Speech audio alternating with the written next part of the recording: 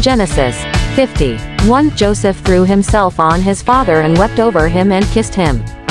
Then Joseph directed the physicians in his service to embalm his father Israel. So the physicians embalmed him, taking a full 40 days, for that was the time required for embalming. And the Egyptians mourned for him 70 days. When the days of mourning had passed, Joseph said to Pharaoh's court, "If I have found favor in your eyes, speak to Pharaoh for me. Tell him, my father made me swear an oath and said, I am about to die, bury me in the tomb I dug for myself in the land of Canaan. Now let me go up and bury my father, then I will return." Quote, Pharaoh said, "Go up and bury your father, as he made you swear to do." So Joseph went up to bury his father. All Pharaoh's officials accompanied him, the dignitaries of his court and all the dignitaries of Egypt. Besides all the members of Joseph's household and his brothers and those belonging to his father's household. Only their children and their flocks and herds were left in Goshen. Chariots and horsemen also went up with him. It was a very large company. When they reached the threshing floor of Atad, near the Jordan, they lamented loudly and bitterly, and there Joseph observed a 7-day period of mourning for his father. When the Canaanites who lived there saw the mourning at the threshing floor of Atad, they said, "The Egyptians are holding a solemn ceremony of mourning." That is why that place near the Jordan is called Abel Mizraim. So Jacob's sons did as he had commanded them. They carried him to the land of Canaan and buried him in the cave in the field of Machpelah, near Mamre, which Abraham had bought along with the field as a burial place from Ephron the Hittite.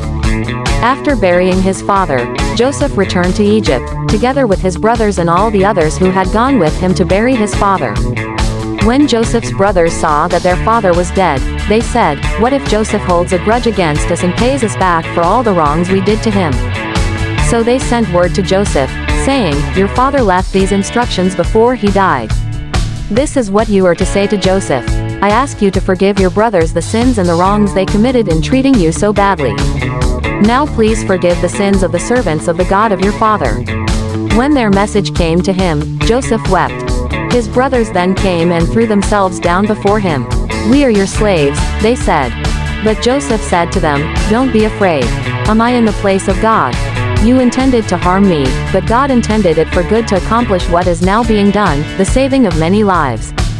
So then, don't be afraid. I will provide for you and your children." And he reassured them and spoke kindly to them. Joseph stayed in Egypt, along with all his father's family.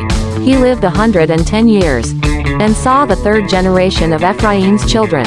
Also the children of Machir son of Manasseh were placed at birth on Joseph's knees. Then Joseph said to his brothers, "I am about to die.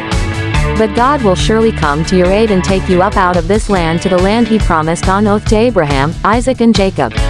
And Joseph made the Israelites swear an oath and said, "God will surely come to your aid, and then you must carry my bones up from this place." So Joseph died at the age of 110. And after they embalmed him, he was placed in a coffin in Egypt.